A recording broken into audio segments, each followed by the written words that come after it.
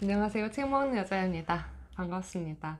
오늘 책 소개를 하기 전에 먼저 그간에 제가 좀 힘들었던 상황을 말씀드리려고 해요. 영상을 찍지 말아야 되나 싶을 정도로 조금 마음 아팠던 일들이 몇 개 있는데요. 음, 유튜브 올리고 통계를 보면은 구독하시는 분들이 10% 미만이고 비구독자님들께서 90% 이상이 영상을 보시는 분들이에요.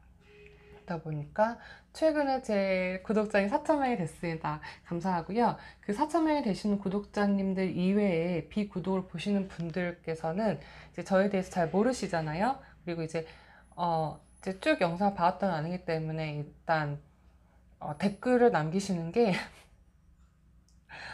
좀 남다르더라고요. 그래서 저도 블로그 운영도 11년 이상 했었고 SNS 매너에 대해서는 어느 정도 조금 중요하다고 생각을 하는 편이에요.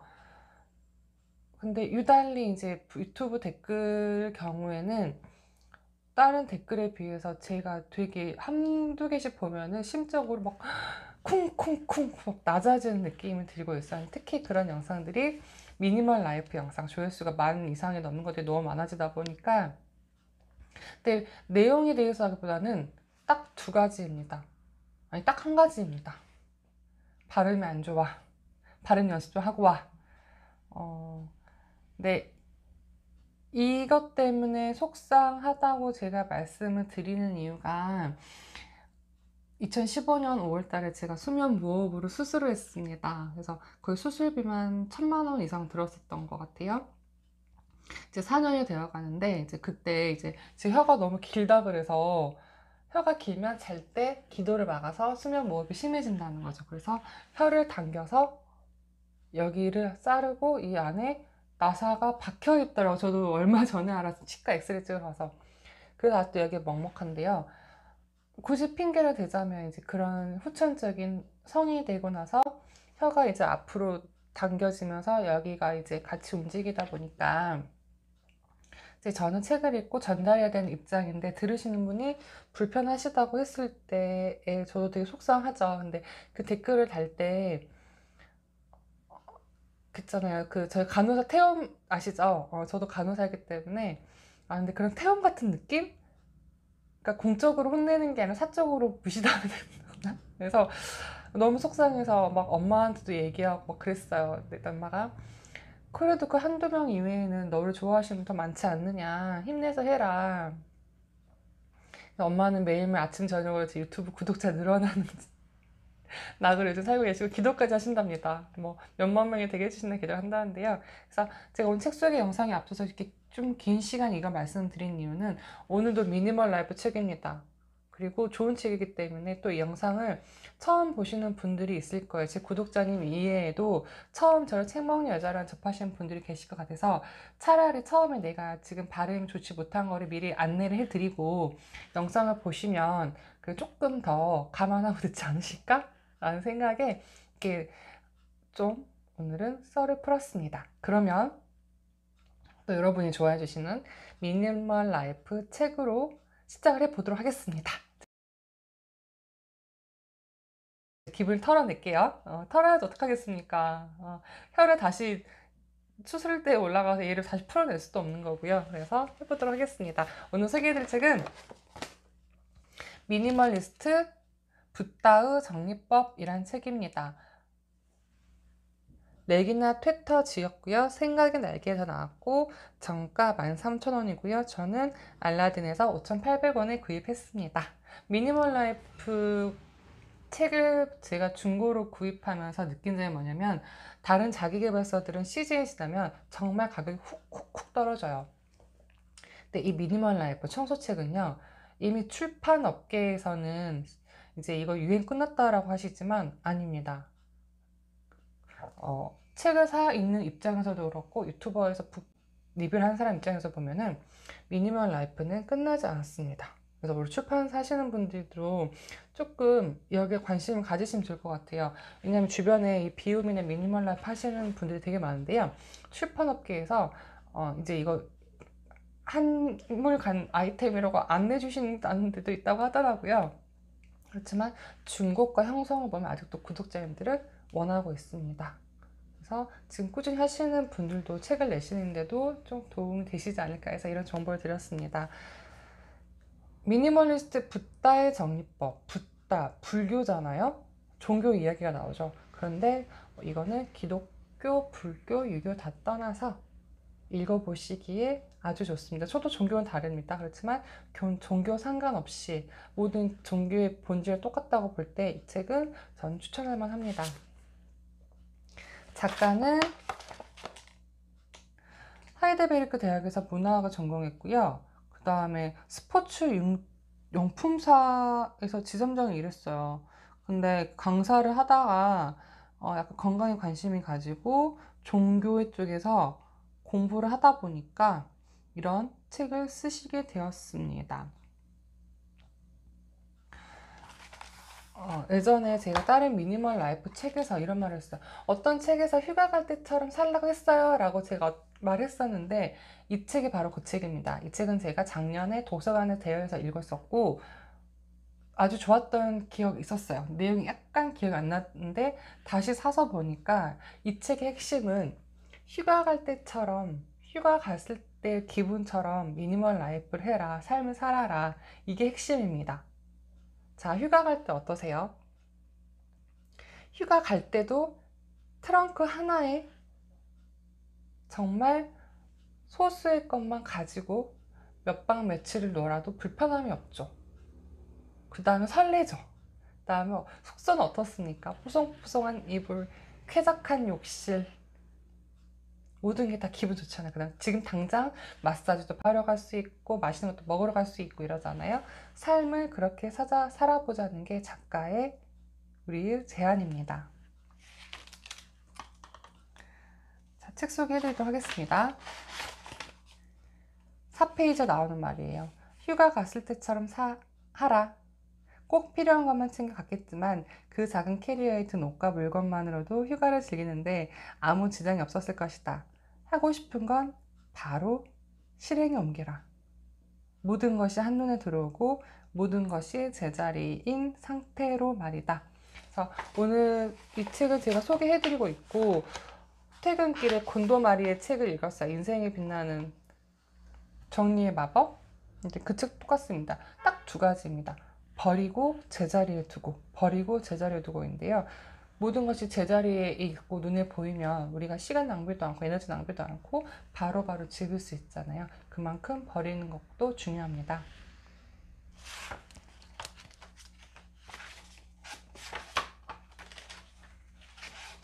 자, 그래서 미니멀리즘에 대해서 나와요. 미니멀리즘이란 무엇인가?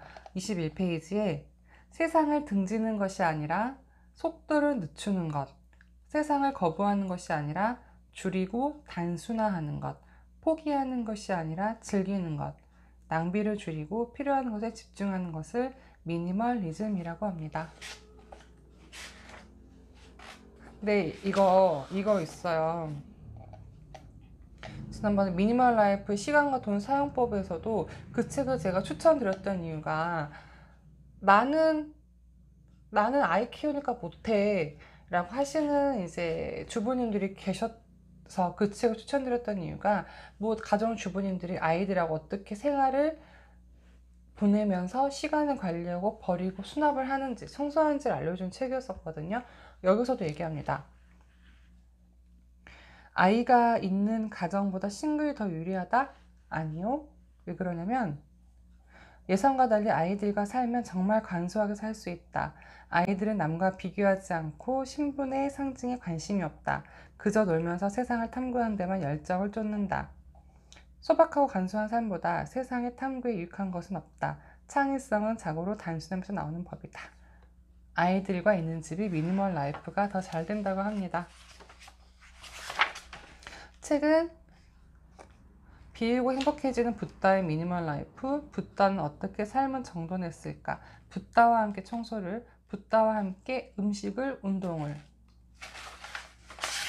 붓다와 함께 일터로, 붓다와 함께 나눔을, 붓다와 함께 여가를, 붓다와 함께 여행을, 각각 우리 일상에 맞는 소재로서 어떻게 붓다와 함께 미니멀 라이프를 할 수 있는지에 대해서 이야기를 나누고 있습니다. 어, 좋아요. 그 누가 내 치즈를 옮겼을까란 책 기억나세요? 베스트셀러? 누가 내 치즈를 옮겼을까? 이 책에서 핵심은 미로를 따라 가면서 치즈를 찾아가는 과정인 거잖아요. 네, 이 미로라는 것이 우리의 인생도 똑같다고 합니다. 근데 이 인생의 미로에서 우리가 갈 때 미로마다 쓰레기가 있고 장애물이 있으면 바로바로 내가 가고 싶은 곳에 못 가잖아요.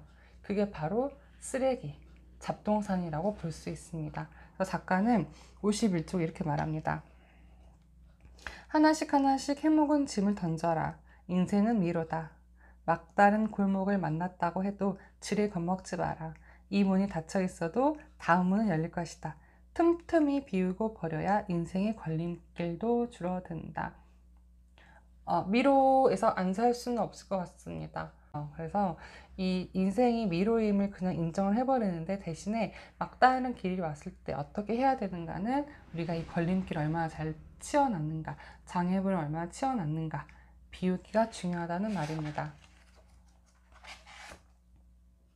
자, 그러면 아직도 어떤 걸 버려야 될지 모르시는 분들께 작가는 이렇게 얘기합니다. 내일 여행에 간다면 나는 무엇을 가지고 갈까? 방이 하나인 집으로 이사를 간다면 어떤 것을 가지고 갈까? 지금 화재 경보가 울린다면 무엇부터 챙겨야 될까? 가장 소중한 것이 무엇인지, 가장 중요한 것이 무엇인지를 알려주는 거죠. 내일 여행 간다면 저는 당연히 여권, 그 다음에 돈, 그 다음에 몇 가지 오시면 충분할 것 같은데요. 그만큼 우리 삶에 필요 없는 것이 많다는 거죠. 그 다음에 화재 경보가 울린다면 집문서를 들고 가겠습니다. 이런 것도 한번 생각해 보는 것도 좋을 것 같아요. 그래서 비우기 상태를 유지하는 방법도 나와 있는데요. 모든 물건은 제자리에 정해두고, 두 번째는 쓰거나 바로 제자리에 둬야 됩니다. 그래서 가끔 다 이렇게 모아놓고 아휴 나중에 해야지 하는데 뭐 한 김에 하자, 이거 든 김에 얘도 가져가자 이렇게 해서 바로바로 할 수 있는 즉시성도 필요하고요. 그 다음에 새 물건은 집에 있는 물건이 도저히 쓸 수 없는 상태에 됐을 때만 구입을 하라고 합니다. 네 번째는 싼 게 비지떡 말고 정말 품질을 우선해서 사라고 말을 하고요. 그 다음에 다섯 번째는 어떤 거 사고 싶어 미치겠는 거예요. 그러면 당장 사지 말고 하룻밤 정도 지나서 정말 필요한 물건인지 시간차를 두고 한번 생각해 보라는 것도 있습니다. 그 다음에 거절을 배워라. 세일한다고 덤으로 준다고 사지 말라고 합니다. 자,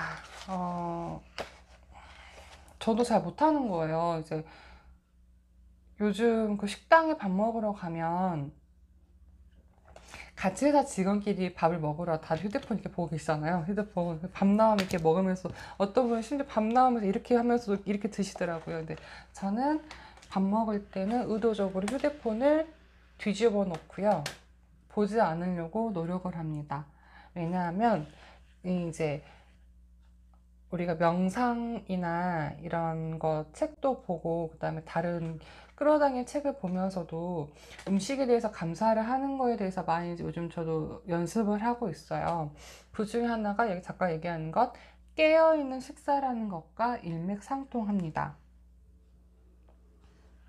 우습게 들릴지 몰라도 현대인들은 밥 먹는 법을 처음부터 배워야 한다. 완전히 긴장을 풀고 천천히 씹으면서 음식에 들어간 재료 하나하나의 맛을 음미하는 것, 그 기본부터 다시 배워야 한다. 깨어있는 식사를 하면 당신의 위장이 가장 먼저 알아차릴 것이다. 행복해야 되고 맛이 있어야 한다. 밥을 먹을 때는 생각을 통제해야 된다. 남과 토론하지 말고 기분이 나쁜 사람과는 밥도 먹지 말아라. 그래서 그 시크릿 책이나 이렇게 보면은 이런 거 있어요.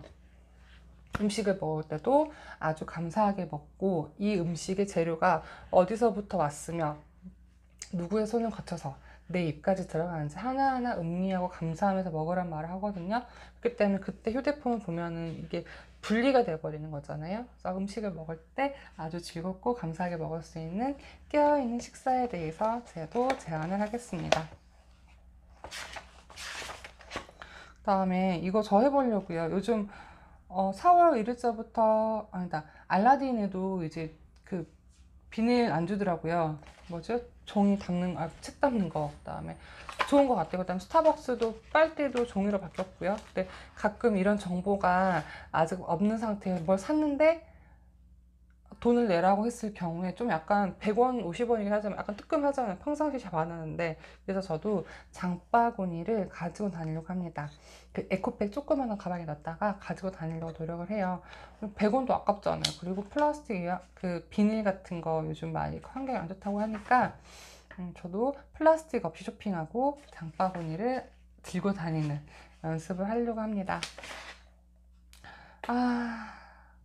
걷기, 산책은 어느 책에서든 다 나오는 것 같아요. 호흡법, 명상, 자기계발, 타이탄의 도구에 다 나오는 게 바로 걷기입니다. 근데 우리 붓다, 미니멀리스트 붓다도 운동 종목이 무엇이 좋냐고 물어봤다면 아마 걷기라고 대답했을 것이다. 가장 미니멀리즘적이고 자연스러운 운동이기 때문이다. 자신에게 가장 편한 리듬을 찾아라. 걸으면서 의식적으로 감각을 주변 세상과 자신의 호흡에 집중하라. 그래서 론다번 책에는 걸을 때도 감사합니다, 감사합니다, 사랑합니다, 사랑합니다 한 발자국 디디면서 감사, 사랑을 이야기하라고 합니다.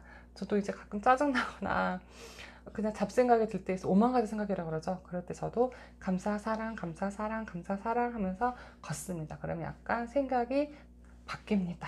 내가 왜냐면 생각은 두세 개 할 수가 없거든. 내가 뭔가 말하고 있을 때는. 그래서 감사와 사랑을 이야기하면서 걸어보기도 합니다. 근데 가장 미니멀리즘적인 운동이 걷기라고 하니까 날씨 좋을 때 오래 함께 걸어보시죠.